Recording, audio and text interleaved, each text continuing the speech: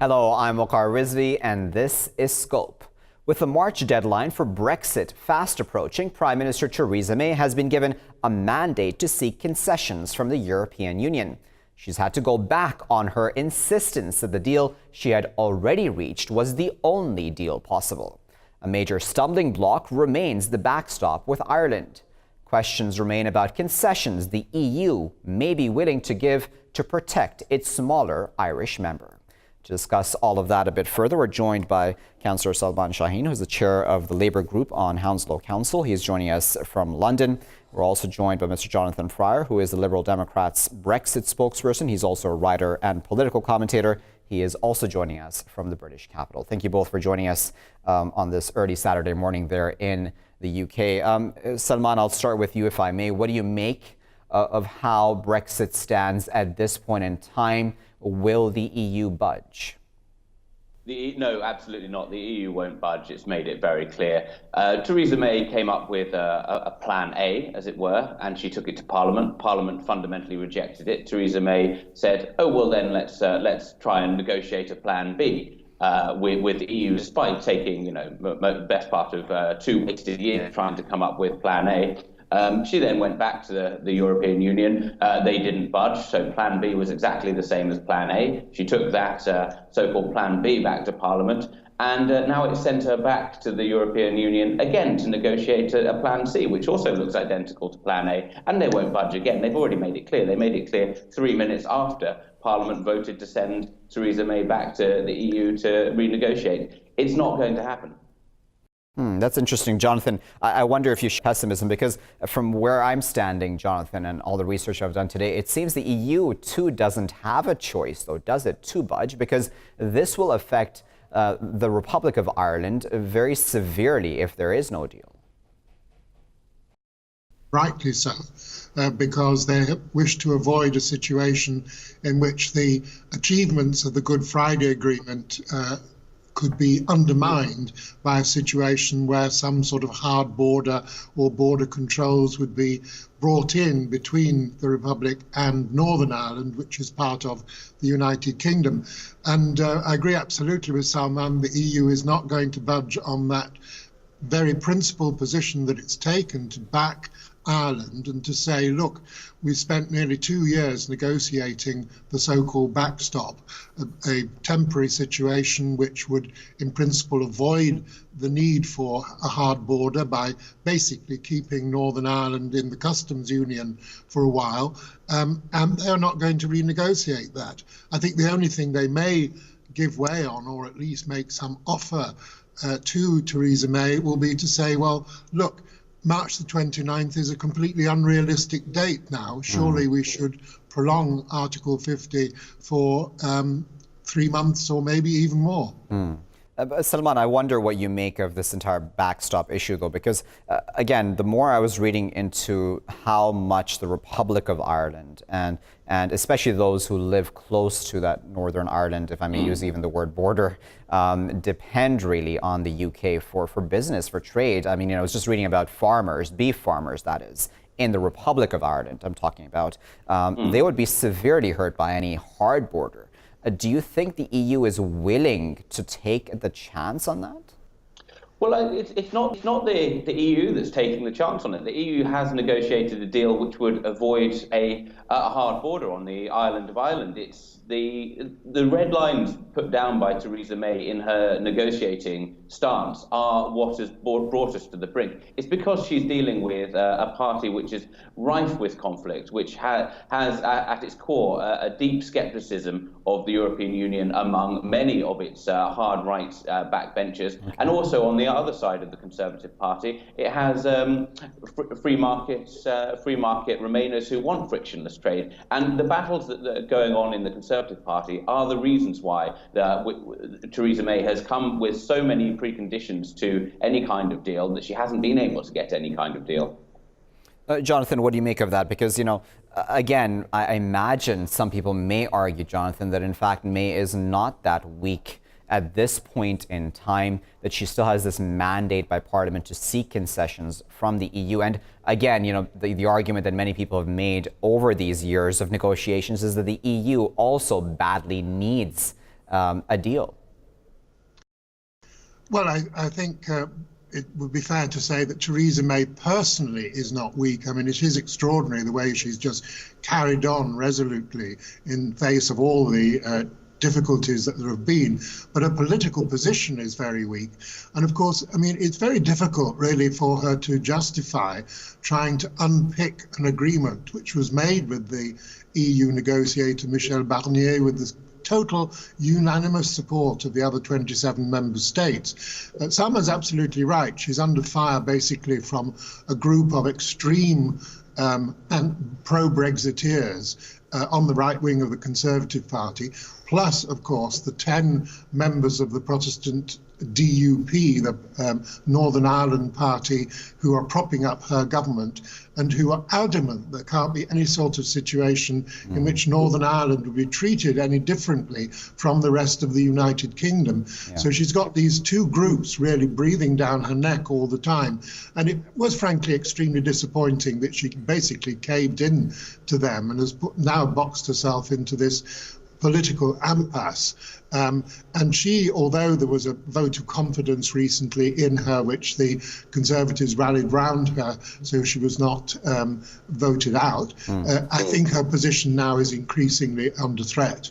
Okay, so let's talk a bit more about the backstop, if we may, Salman, because for a lot of us outside of the UK, this is a fascinating concept to begin with. But of course, the history of that region is unique in and of itself, and the requirement for that sort of a backstop arrangement is understandable. Parliament, seemingly the UK Parliament has said it would approve a withdrawal agreement. At least this is what experts are saying, possibly, and you can agree or disagree with me on that, of course, that if there were to be alternative arrangements for that backstop, that Parliament may sign on to with the withdrawal agreement as it currently stands with that sort of a concession.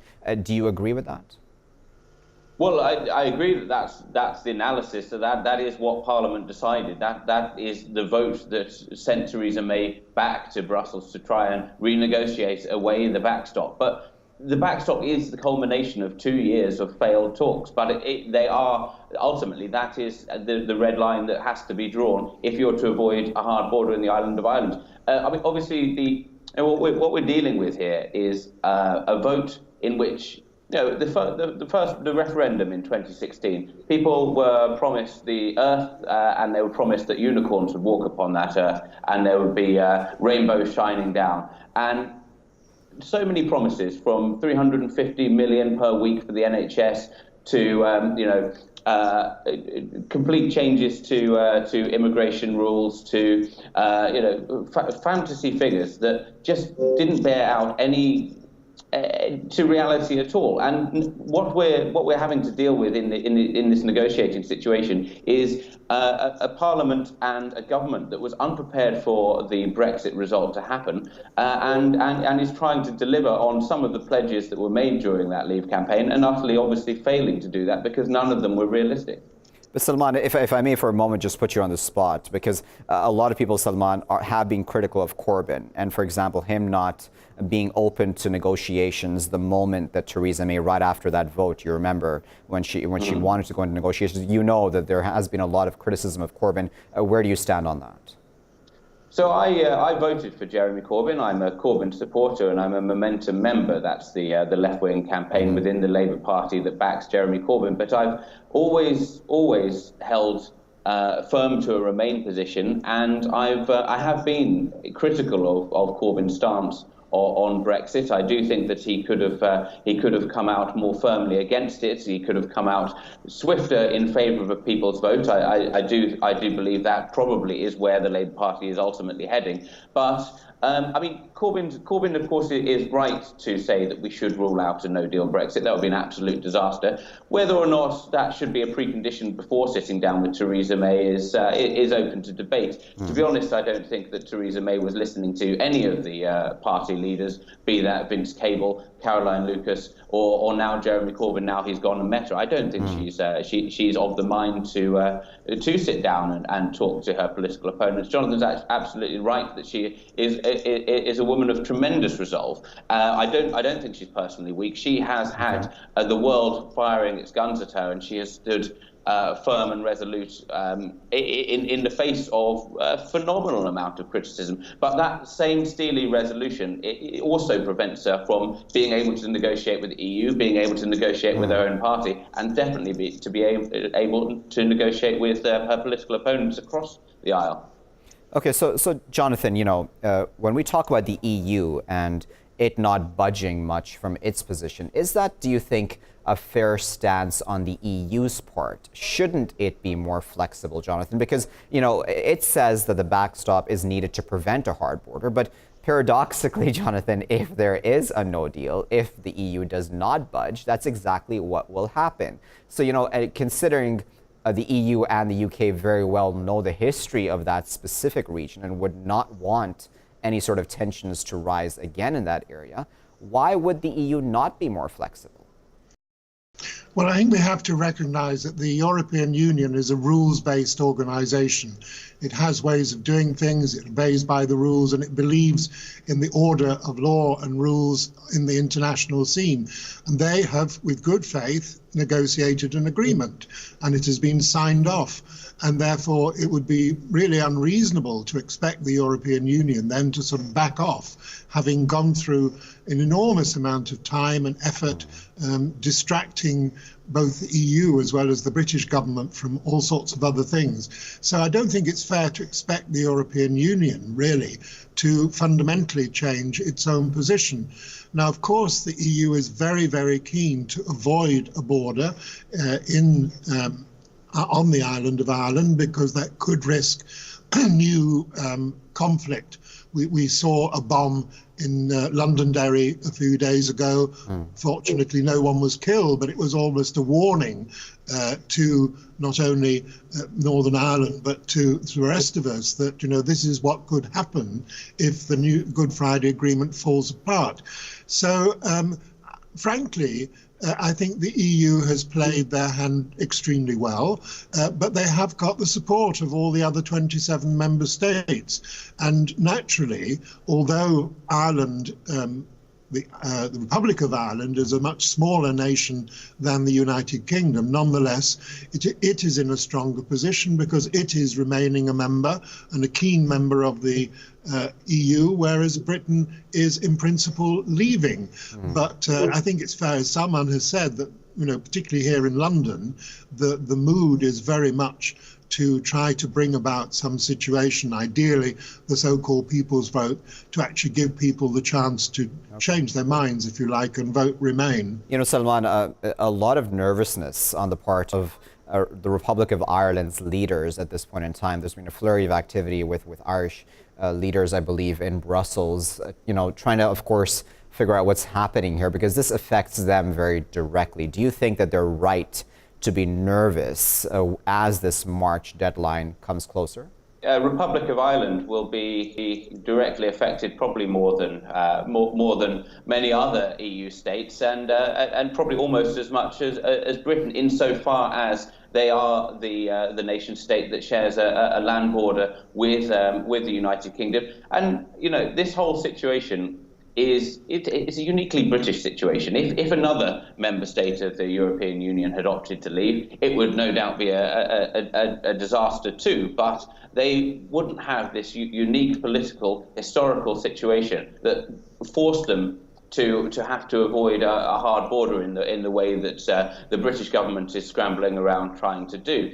And that's something that both the United Kingdom and the Republic of Ireland have to come to terms with, and they do have to sit down and they do have to work out a reasonable way forward. And I have to say my strongest criticism has to be for the European Research Group, group of parliamentarians led by Jacob Rees-Mogg, and also for the Democratic Unionist Party in Northern Ireland, who, let's remember that Northern Ireland voted to remain. And yet the MPs that they have sent to Parliament and who take up their seats in Parliament, bearing in mind that Sinn Féin does not take up its seats in Parliament, the DUP are hard Brexiteers, and this is not representative of what the people of both the Republic of Ireland and Northern Ireland want to see.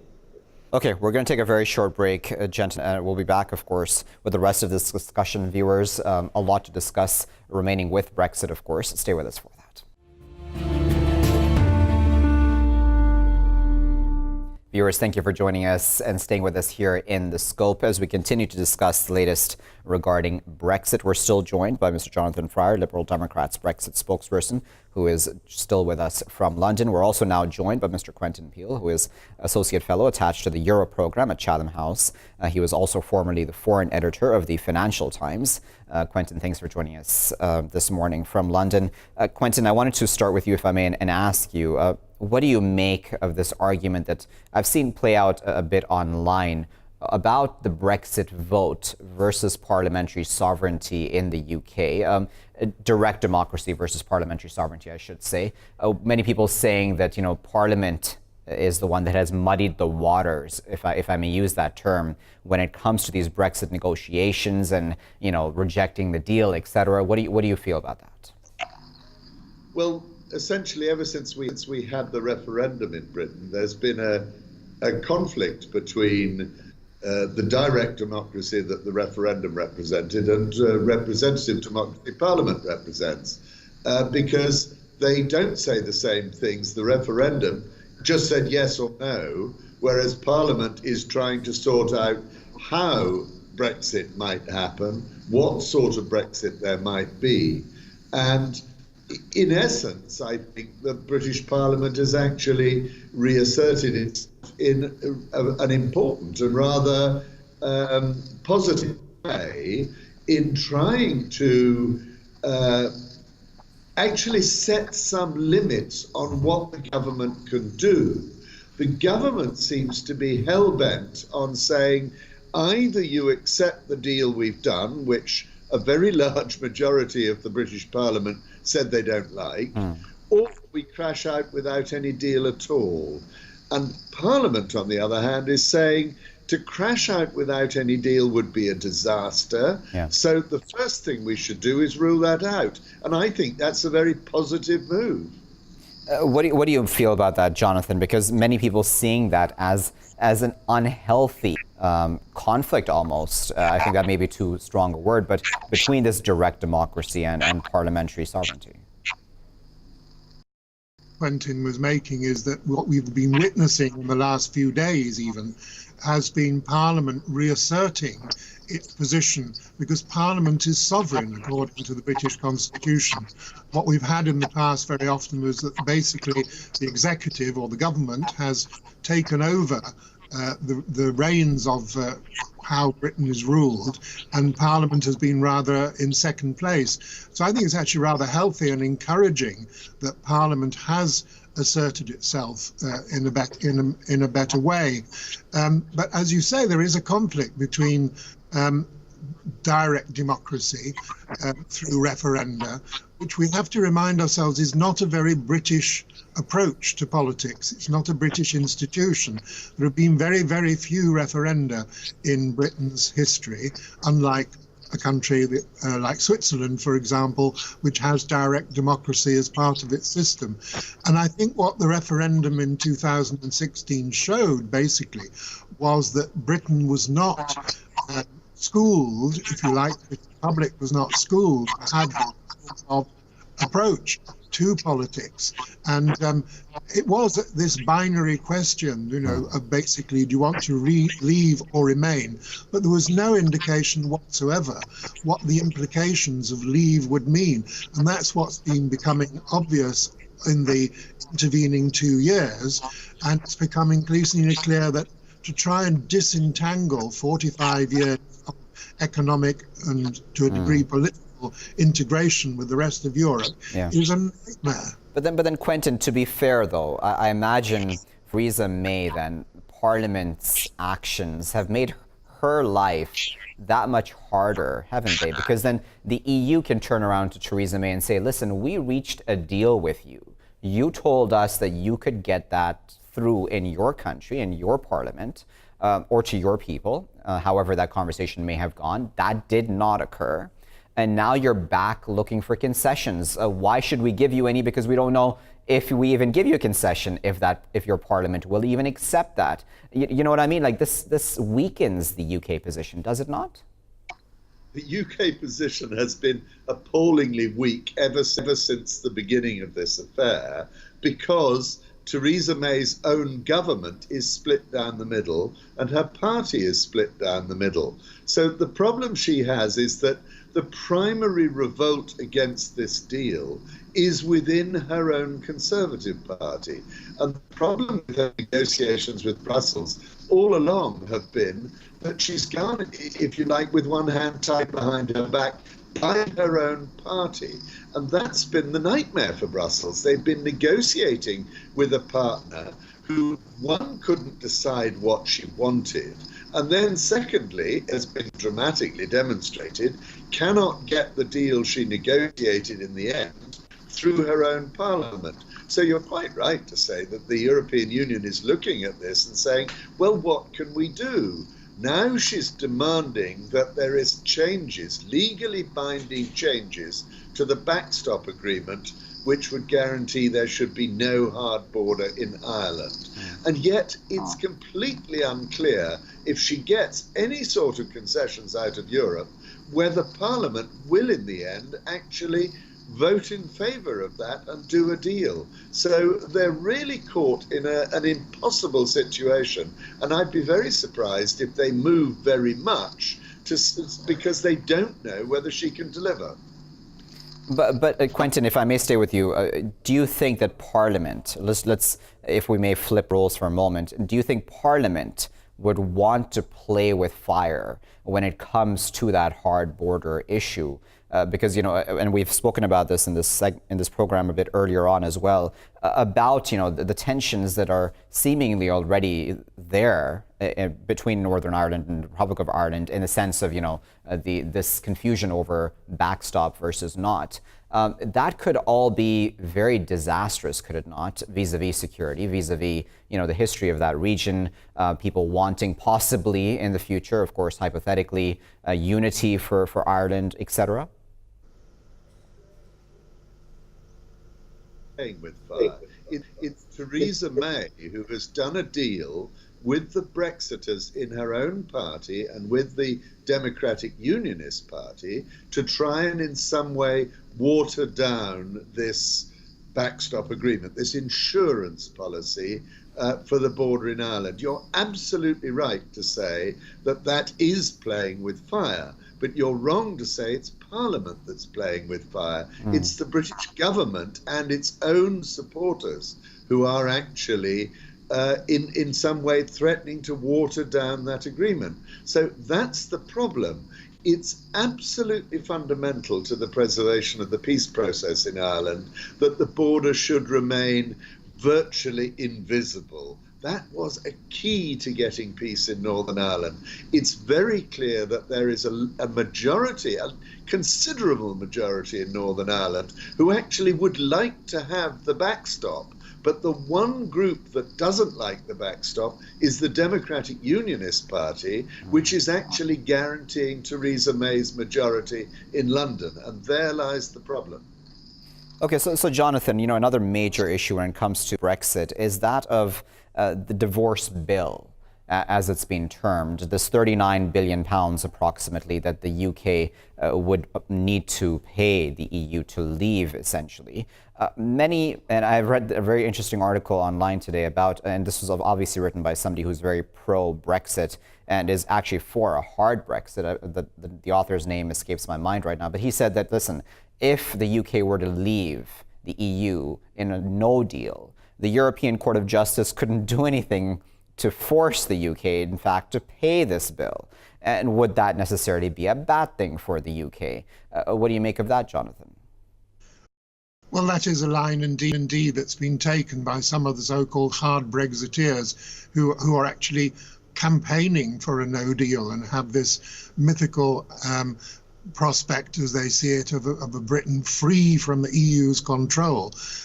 But as far as the £39 billion are concerned, we have to realise it's rather false to call it a divorce bill, because essentially it's made up of commitments forward commitments the European Union had made with the agreement of the British government, various projects and programmes, and also the pension pots of British European civil servants. So it would be very irresponsible of the British government to basically break the agreements that it has. And although £39 billion sounds a great deal of money, and of course it is to a certain extent, it's nothing compared to what's being lost by Brexit. Particularly if hard Brexit goes ahead. We've seen in the last few days, for example, more capital flight.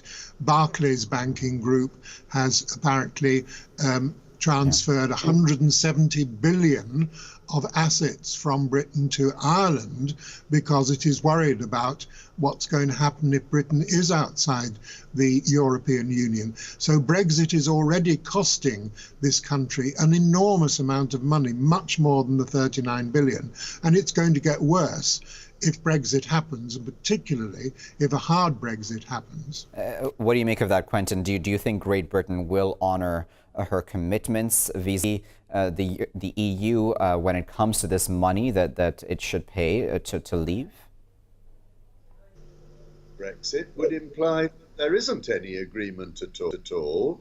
I think Jonathan's absolutely right to underline the question of paying pensions, for example. I mean, when you're a member of such an integrated organisation as the European Union, there are a very large number of commitments you make as a member, and those commitments don't simply end on exit day.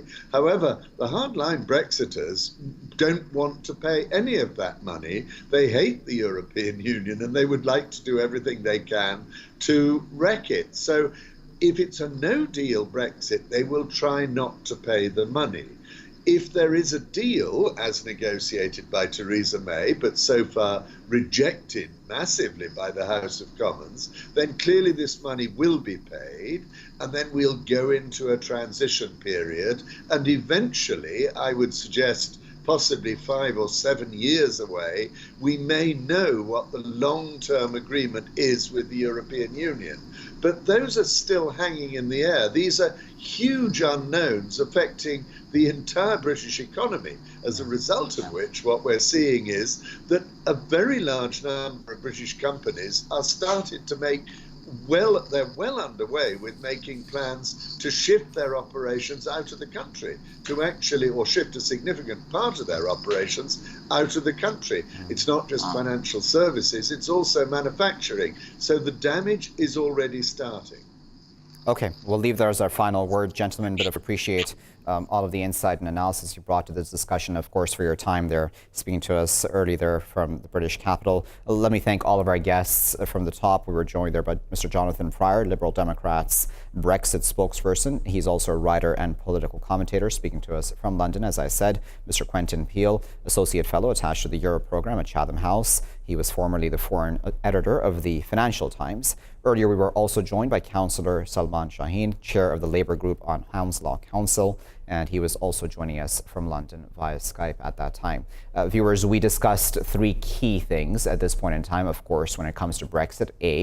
Theresa May going to Brussels, being given that mandate by Parliament to seek concessions from the EU going forward, specifically when it comes to that backstop between Northern Ireland and the Republic of Ireland. B, then there's the issue of Ireland, the Republic of Ireland itself, and how it feels about all of this and its own worries in that regard, both in terms of trade and in terms of security and maintaining the peace there in Ireland itself and Northern Ireland, of course. And second and thirdly, then, of course, about that divorce bill, as I termed it and as others term it. Will Great Britain honour her commitments in that regard? A lot of questions, of course, still remain vis-a-vis Brexit. We'll keep a very close eye on that here in The Scope. Don't go anywhere, though. I'll be back with my next segment after this break. Viewers, thank you for staying with us here in The Scope. Approximately 7 weeks of protests in Sudan over price hikes, shortages of medicine and food have mushroomed into calls for Omar al-Bashir's ouster. Opposition activists and protesters continue to be arrested and freed as a political chess game plays out. Bashir says this is an Arab Spring-like foreign conspiracy to take over Khartoum and the country's resources. How true is that? To discuss all of that a bit further, we're joined now by Mr. Fidelis Mbah, who is a journalist, and he is joining us from Doha via Skype. We're also joined by Mr. Ahmed Kaballo, who is a journalist speaking to us from London. His father, Dr. Sethi Kaballo, is a political activist who was recently detained by the Sudanese security forces. Thank you both for joining us and for your time. Fidelis, I'll start with you, if I may. What do you make of the current protests in Sudan?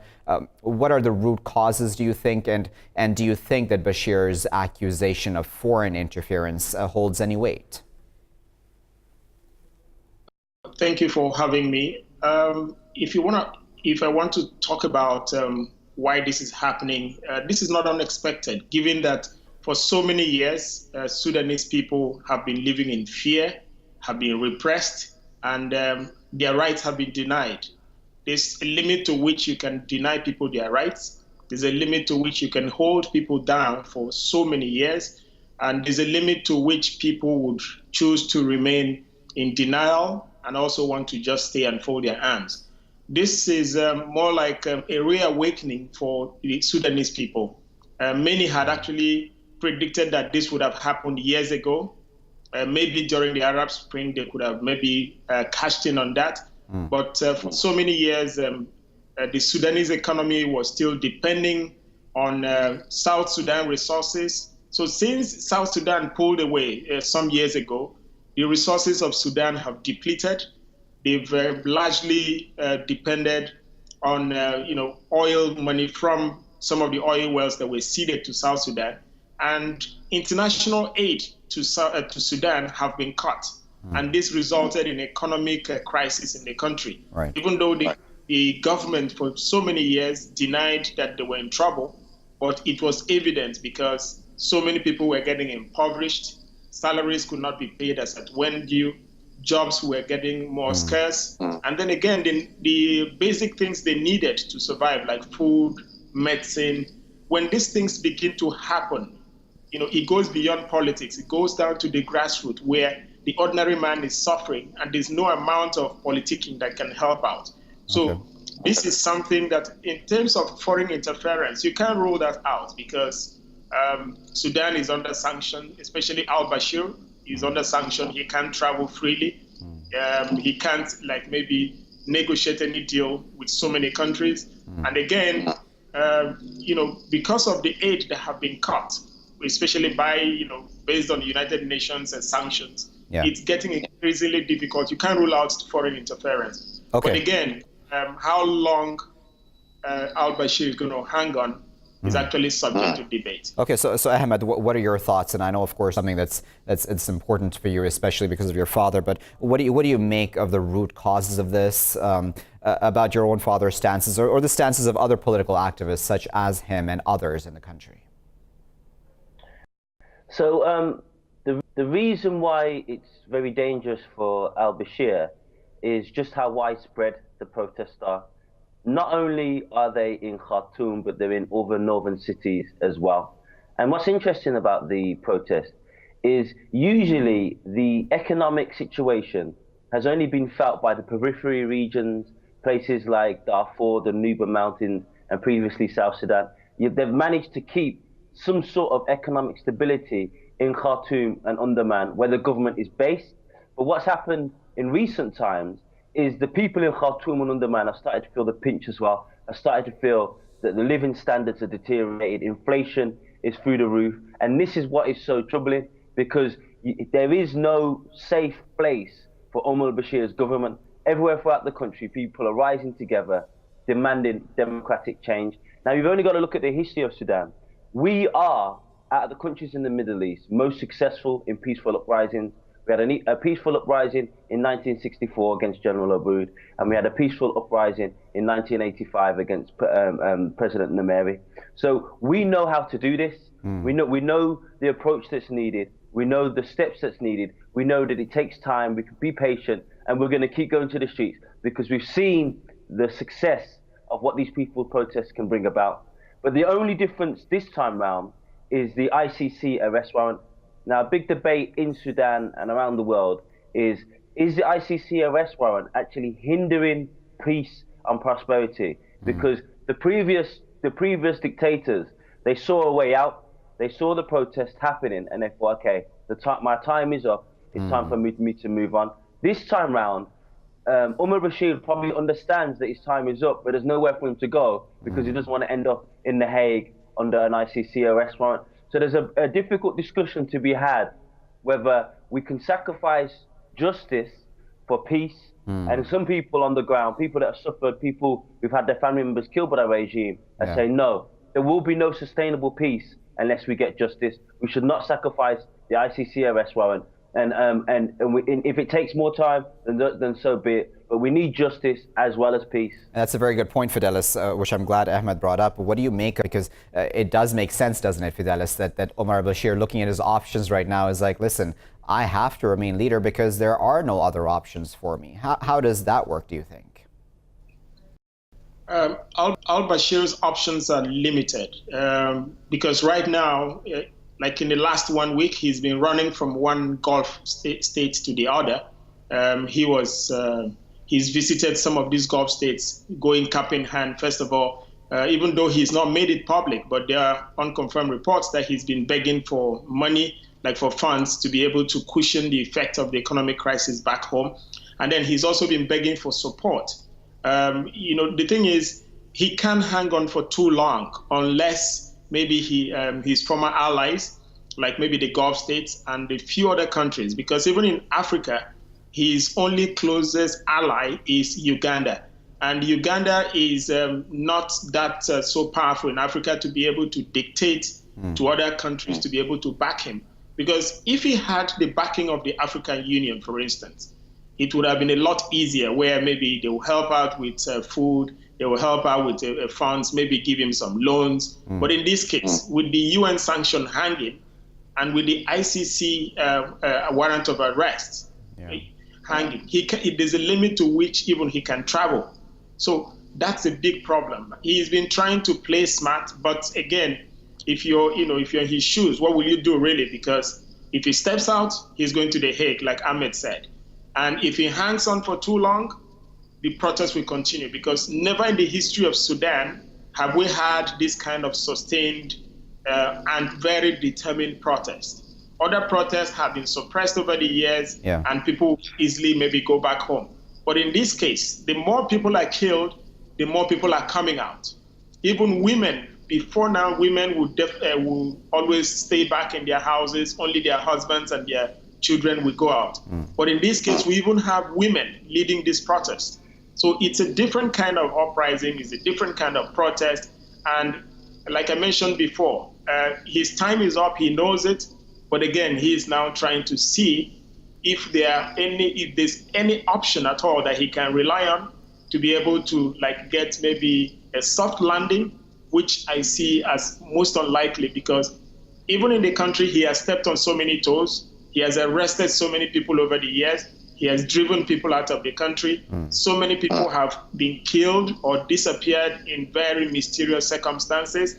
Most Sudanese who are actually supposed to be the ones who would have made a case for him, some of them are in exile and can't return to the country.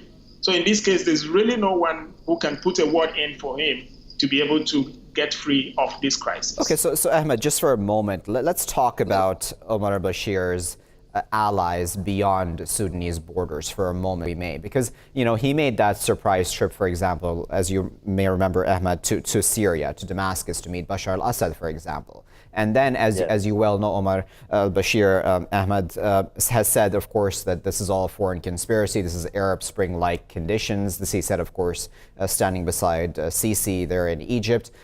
Do you think that there is an argument to be made, Ahmed, about foreign interference here in Sudan in this case? And is that a concern for Sudanese?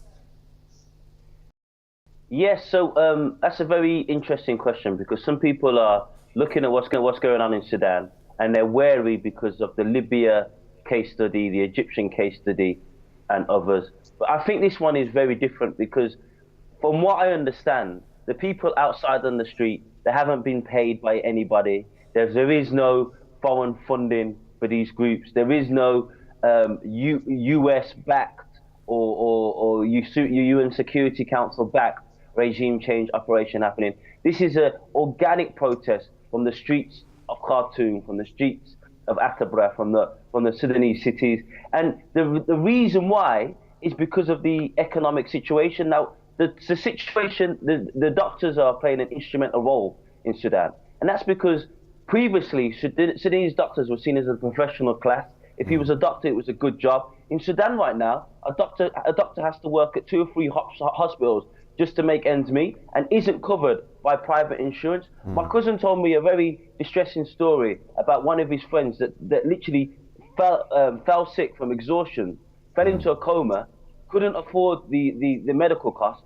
Him, my cousin, and 20, 30 doctors went to the Ministry of Health and asked for a pardon for his medical costs. And the Ministry of Health said, listen, if you can't afford to pay for your friend, you should let him die in peace. And this is the condition that doctors find themselves in. So this isn't a foreign-backed insurgency. This is a frustration that's been building up for 30 years, and it's only been, people felt that the sanctions being lifted meant their conditions would rise. It's actually done the opposite. Omar al-Bashir has tried to follow the IMF recommendations, but the IMF recommendations have actually decimated the living standards of the Sudanese people. Okay, so then Fidelis, I wonder, for a long-time leader such as Omar al-Bashir, who's been in power for 30-odd years now, what does the day after he leaves power look like? Is there somebody to fill that vacuum? Because that would be a concern, wouldn't it, I imagine, for regional countries as well as globally? Sudanese, it's not about who takes over. That's their main concern. Their main concern is let Bashir step aside and they will figure their problem out. I mean, it's not much a problem getting somebody to fill in. It's not like he has done so much that his shoes are too big for anyone to step in. They just want a change of system. They want a change of government. They want a change of their situation. So who will step in is not clear right now because the protest is not led by a particular leader. Ahmed, I imagine, though, and I'm talking obviously from the outside, and you can correct me if I'm wrong, but it does sound concerning, though, Ahmed, that yes, even though we may agree that this is all spontaneous protests, but then, with a lack of an understanding about, listen, who will come into Bashir's place the day after, I imagine that is concerning, isn't it? Because then there are a lot of issues can come up. Security issues, vacuums are created in a country as important as Sudan, of course, in the African context, in the global context. That's all very concerning looking from the outside in. What do you make of that, Ahmed? I couldn't agree more. And I disagree with my colleague on one thing. It does matter who takes over because we don't want just a changing of clothes. We don't want one of Bashir's generals to orchestrate a coup and make it seem that we've got something different, but it's actually just the same. And the way that you avoid a vacuum is you avoid violence. We don't want a violent uprising in which foreign forces send arms into Sudan and we topple the dictator. No, we want peaceful demonstration so that we get rid of him via peaceful means, and then we have a true democratic election. That's what we had in '85. We toppled the dictator, then we had elections. Unfortunately for us, the results of the elections were usurped by none other than Omar al-Bashir in '89 when he conducted his military coup. So we want elections that are free and fair, and then it's up for the Sudanese people to decide who has the best program, what they're going to offer, how they're going to change Sudan from its certain conditions. That's how it works. But what the issue of vacuum occurs when you have a violent uprising, and then what usually happens is the biggest and the baddest takes the helm. Well, we don't want the biggest and the baddest. We want somebody that is looking out for all Sudanese people, that will look to bring Sudan together after so many years of civil wars and uprisings, after so many ethnic tensions, religious tensions. And we want a better relationship with our southern neighbors, unfortunately left in 2011, took the oil revenues, and the partnership has deteriorated since then. By the way, the reason why Sudan is 2 republics is because of Omar al-Bashir. Now, the civil war between the South and the North, for your viewers' sake, was coming to an end when Omar al-Bashir's coup in '89 happened. And he came, ripped up the agreements, took away the concessions, and the people in the south picked up arms and led the rebellion. Okay, Ahmed, I'm going to come in just, I apologize for interrupting your train of thought there, but I just want one final word, if you allow me, from Fidelis. Fidelis, tell us what can be done at this point in time, possibly, I'm just hypothetically speaking here, if Omar al-Bashir were to remain on, because, you know, the government has said the opposition must prepare for the 2020 elections. Is that, do you think, the way forward, or do you think the opposition cannot wait that long? As of today, I don't think the the Sudanese people are ready for al-Bashir to stay a day longer. All they want is to get rid of him and to get rid of anyone or any of the generals linked to him. What the South Sudanese people want is a new beginning. I think for them, they would rather have a transitional government made up of true Sudanese people who believe in democracy, Sudanese people who believe in the welfare of the ordinary person, Sudanese people who, some of them are in jail, some of them are in exile. So finding someone who can stay in for a transition period while they carry out and maybe conduct an election either next year or maybe the year after won't be a problem. But allowing any deal that allows Bashir to remain in power for a day longer, I don't think the Sudanese people would agree to any of such deals. Okay, gentlemen, we'll leave it there as our final, but of course we appreciate the analysis and insight you've brought to this discussion. Let me thank our guests from the top. That was Fidelis Mbah, journalist, speaking to us from Doha. We were also joined by Ahmed Kaballo, journalist as well, who was speaking to us from London. His father, Dr. Sethi Kaballo, is a political activist who was recently detained by Sudanese security forces. Viewers, as we've discussed there, the root causes in Sudan's protests as they're standing right now, 7 weeks into these demonstrations, may have been, of course, economic to begin with, but there are a lot of long-standing grievances that our guests have spoken about that stand against Omar al-Bashir's government. He's been in power, of course, for 30-odd years, as I had put to one of our guests. He says that this is a foreign conspiracy. He says this is Arab Spring-like conditions that others are trying to force onto the country. Will there be a vacuum left if he were to leave? What are his options to begin with to leave if he wants to even? A lot, of course, standing in the way at this point in time for a resolution there. We'll keep a very close eye on that developing and fluid situation there in Sudan here in The Scope. But that's all for this edition. I've been Waqar Rizvi.